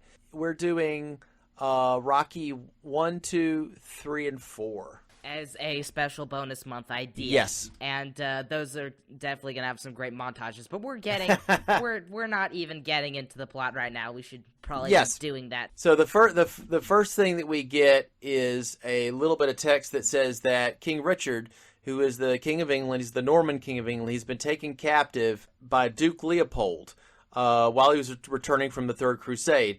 His brother, Prince John, aided by Guy of Gisborne, they sit there. They basically have a quick little conversation about I'm gonna swoop in while Richard's gone. What we're gonna do is we're gonna do taxes on the people, and we're gonna say this is to get a ransom to get Richard back from the Duke of Leopold.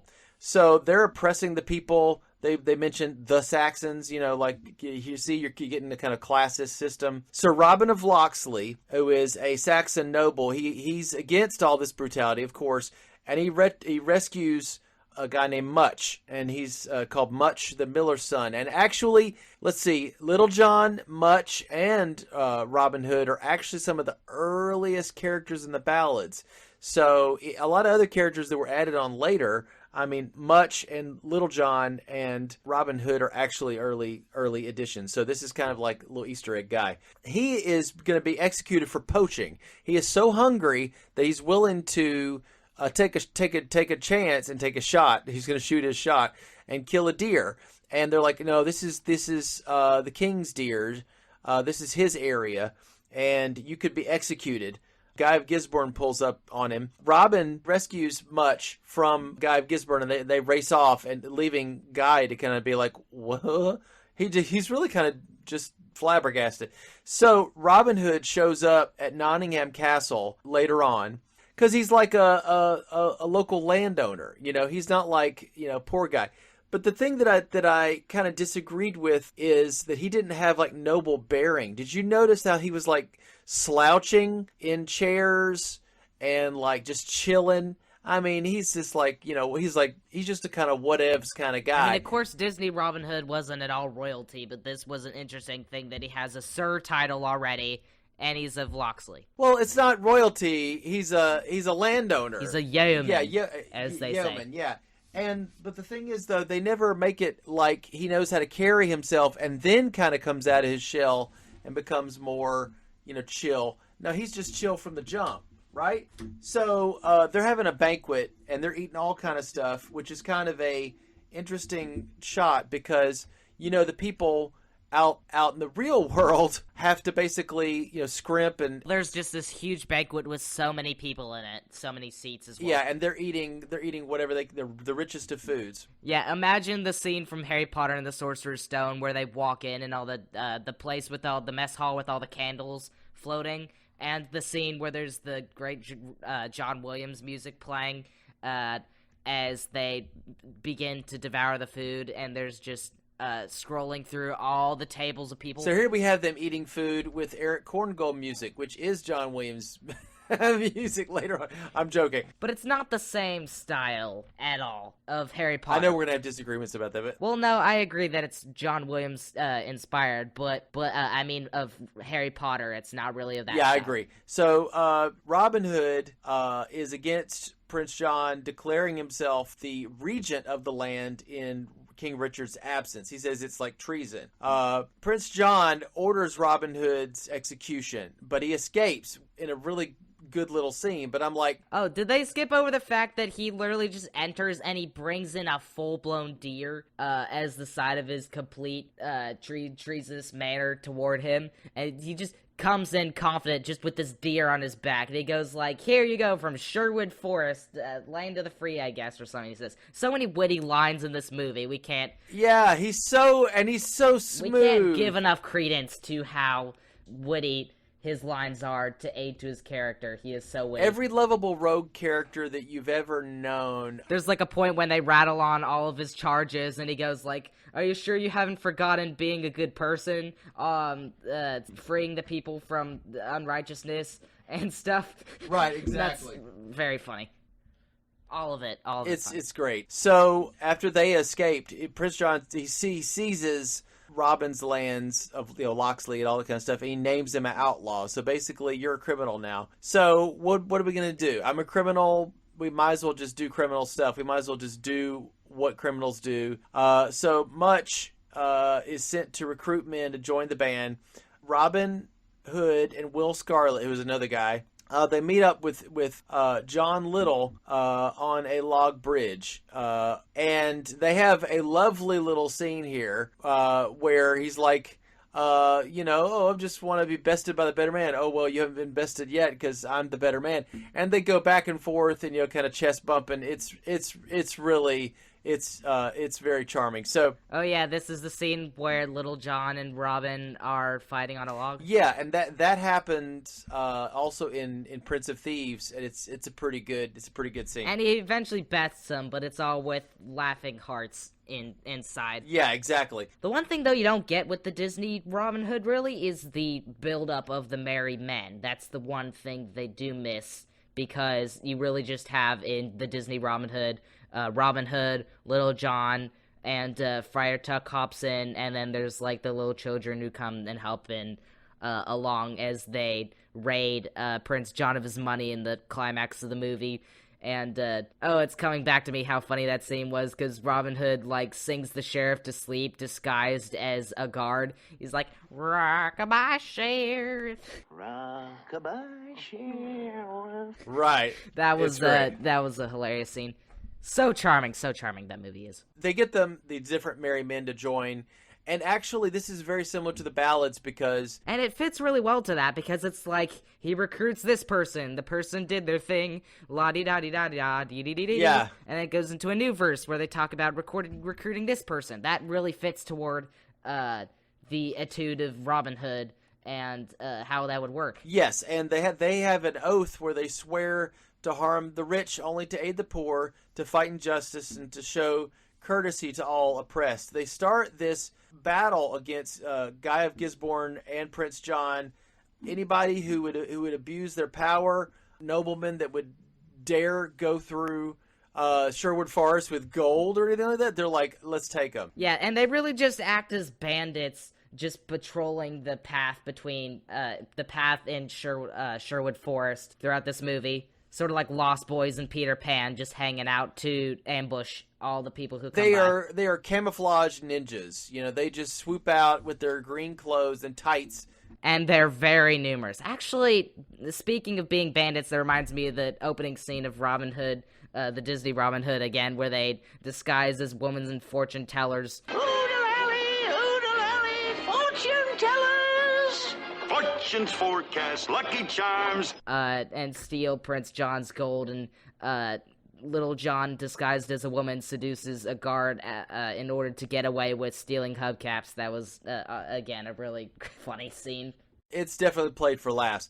So, Robin's merry men, they eventually encounter Friar Tuck, who if you don't like fat shaming, just get over it, because they do it a lot, and you're going to have to move past that too, because they're constantly saying that he's a chunky dude. Yeah, the interesting thing with him is that he is this, there is a funny scene with this introduction. He's by a river, he's using lamb chops to fish, and they eat all of the chicken right in front of him. Funny thing is, Robin Hood doesn't eat anything but chicken in this movie. Nothing but meat, so far as we see. He just chomps on whatever he's teasing him by eating the meat. Anyway, he's a grumpy sort of fellow, and but he's also he's of Norman blood as well. He's not a Saxon, but he still joins them, which is the interesting thing I was going to say. Well, he gets kind of pulled into it for certain things.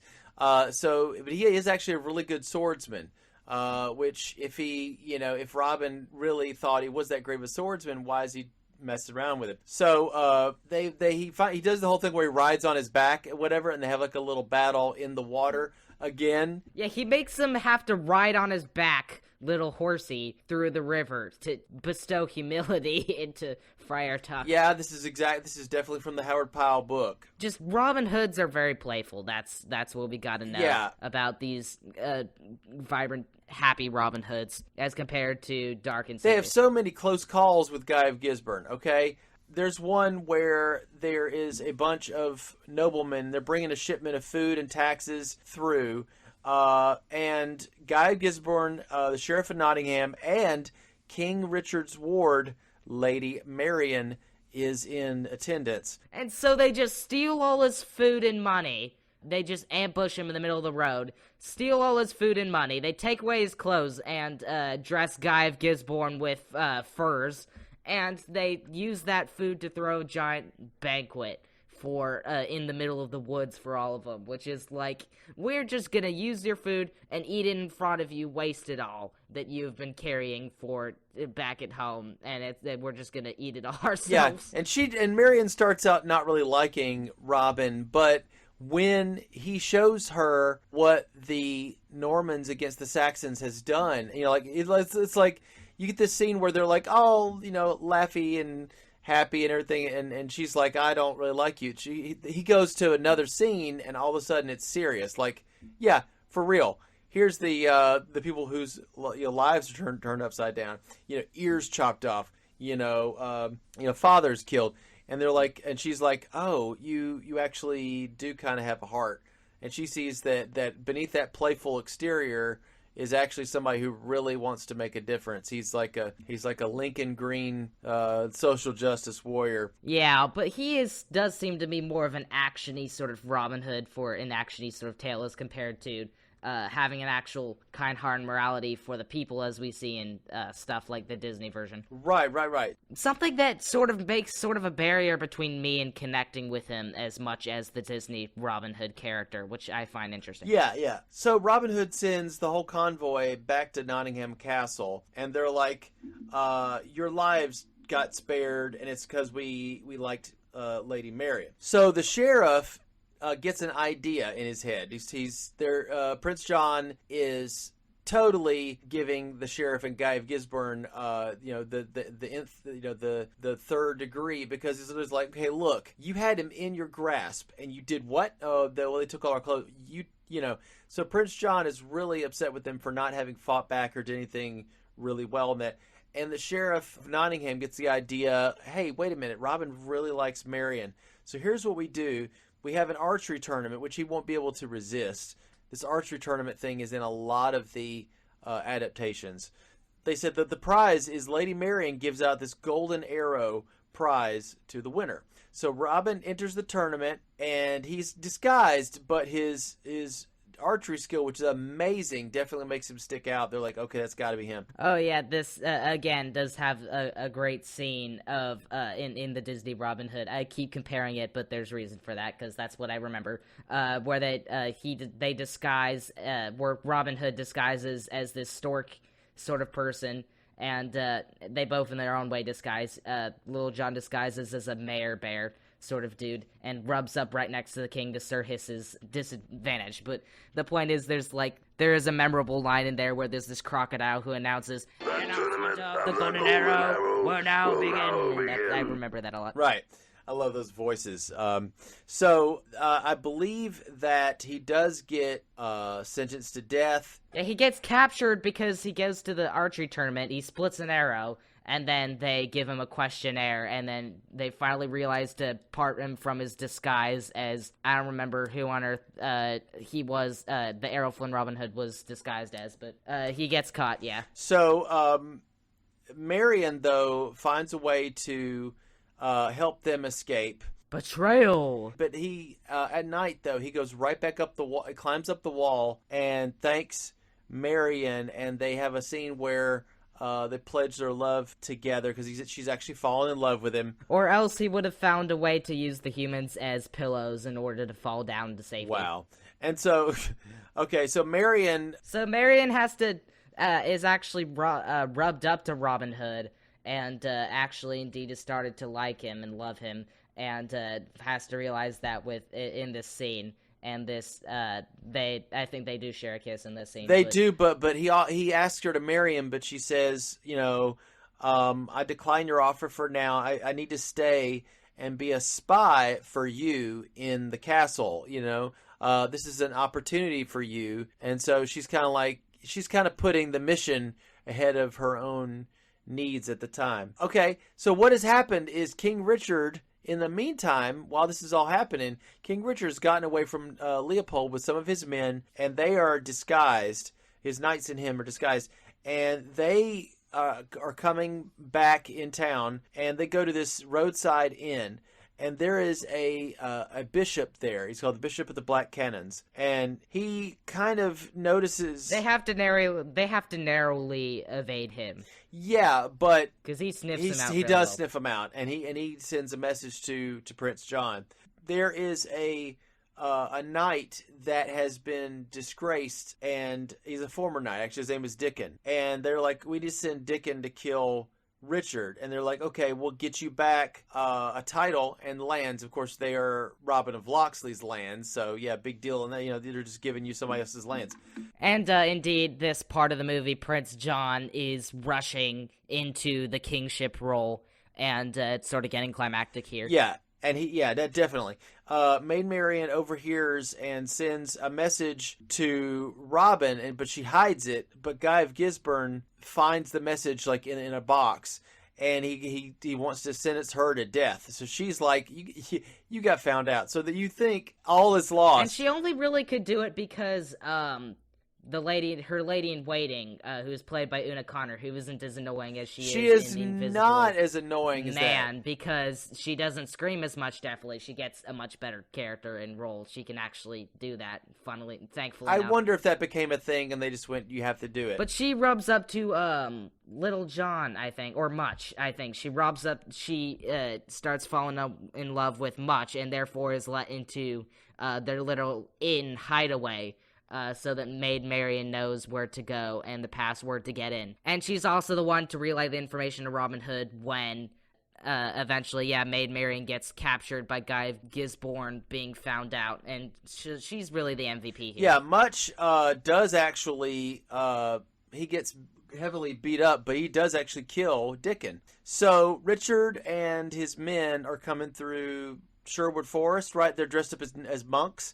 And they're stopped by Robin Hood, and they're like, we are on the king's business. And so he threatens to take half his money. Well, yeah, and Richard's like, okay, you can, we accept your offers of hospitality, but he does not reveal that he is King Richard yet. This is sort of like a Jesus to the passerbys after the resurrection sort of situation. He doesn't reveal himself until a certain moment because he has that power. Also, I think it is Henry V, which is a Shakespeare. And that's really where they judge the first impressions, though, with that. Yeah.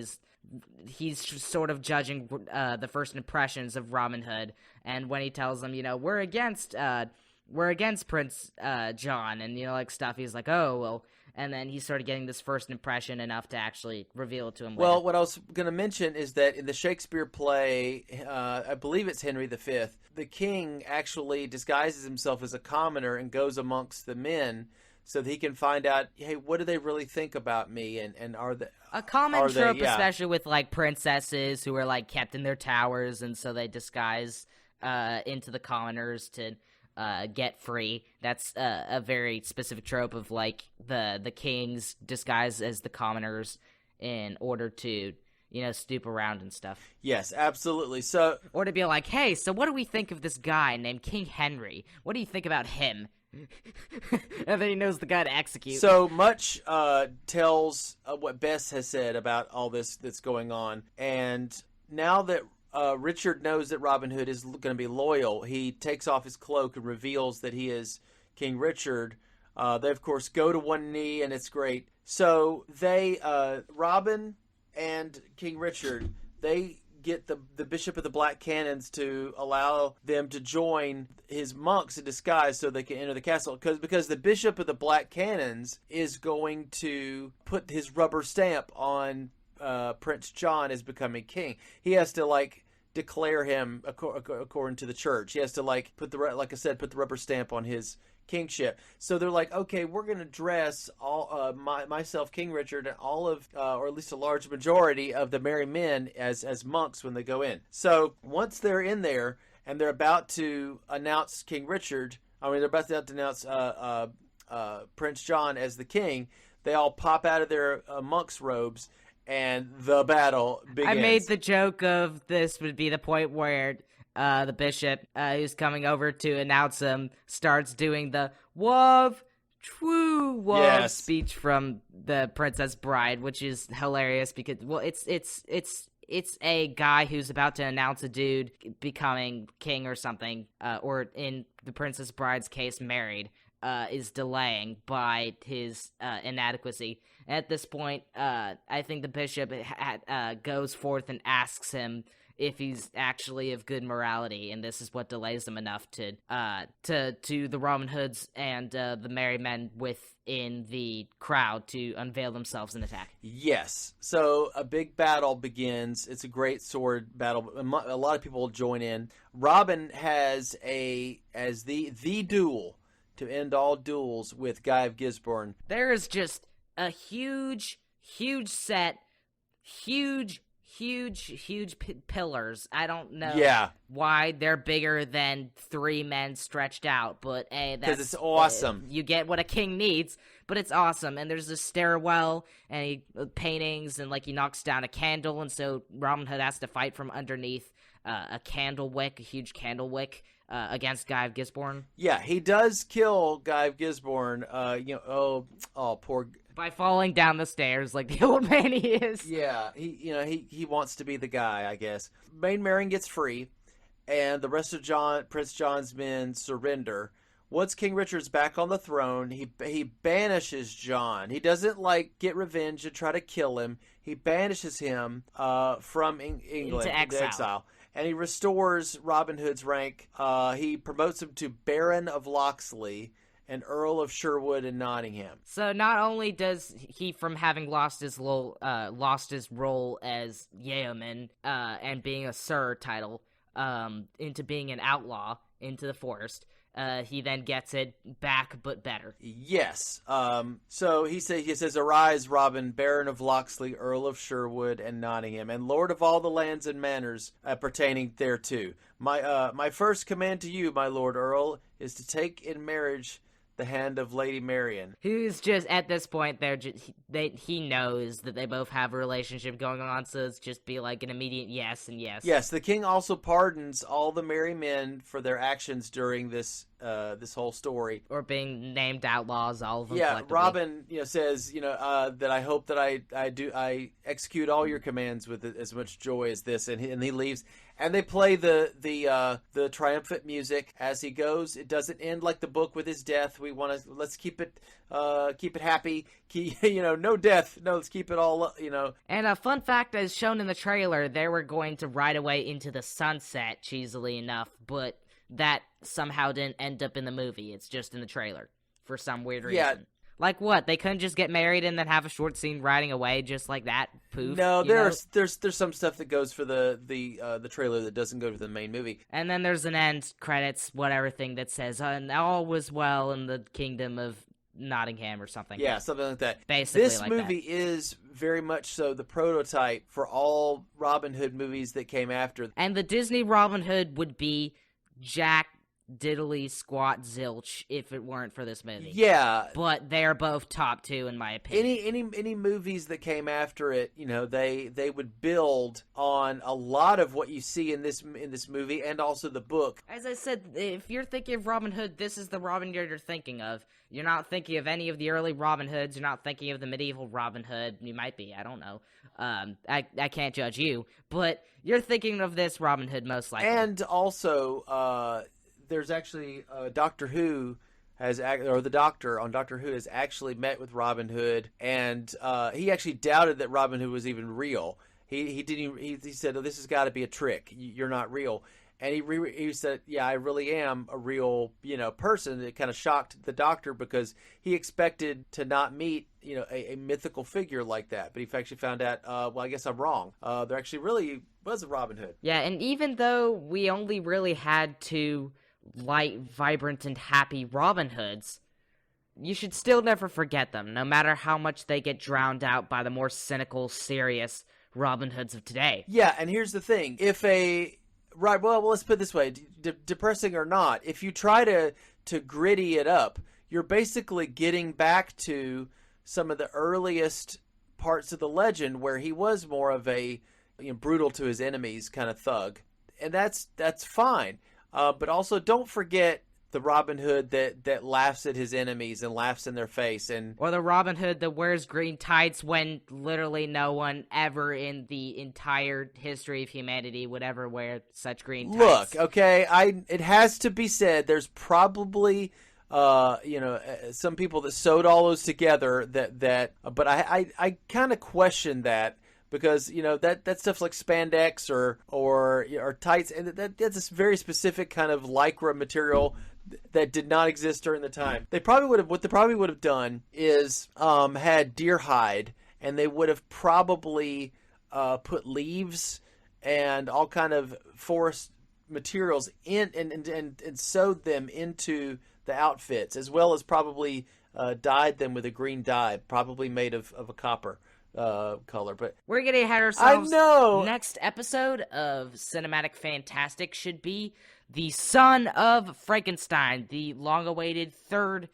reprisal, the end of the trilogy of the classic Universal monster movie Frankenstein. And we'll have to see whether it holds up, or if it's kind of the start of the Frankenstein movies kind of heading downwards. Because it's the first movie we've had without Henry Frankenstein, played by Colin Clive. So, well, because he'd be dead, sadly. Yeah, that's true. It's got Basil Rathbone, who we did see as Guy of Gisborne, and he's very good at what he does. I will tell you, the one thing that I'm really looking forward to you seeing is Igor, played by Bela Lugosi.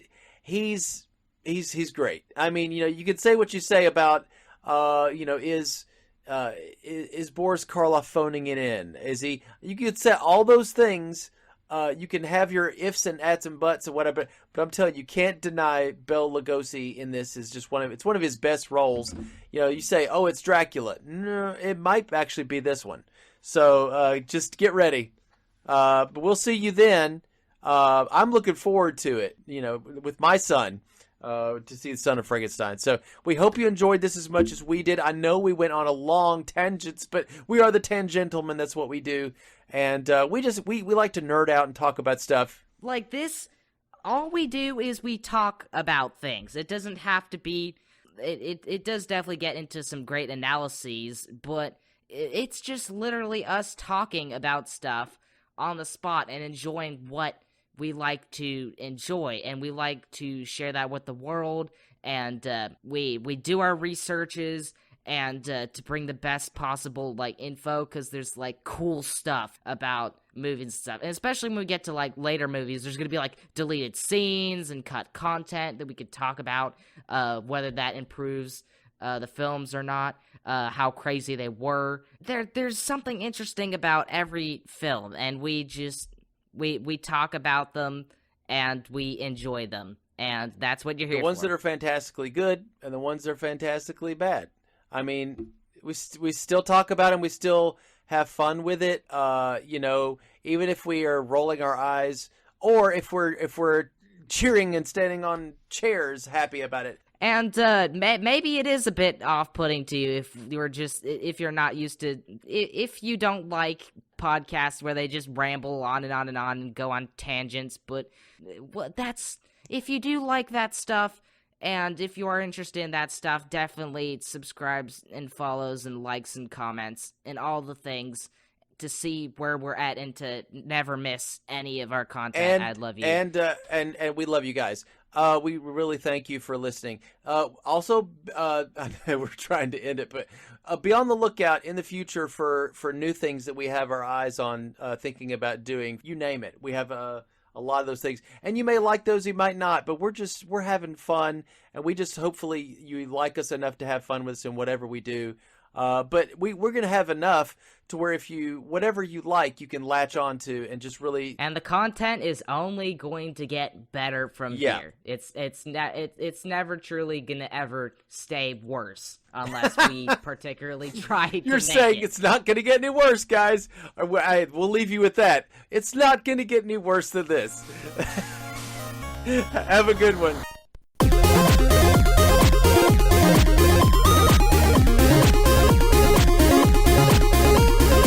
Thanks for listening to Cinematic Fantastic Podcast. Click here and here for some more excellent content. Hope you'll enjoy it. See you soon!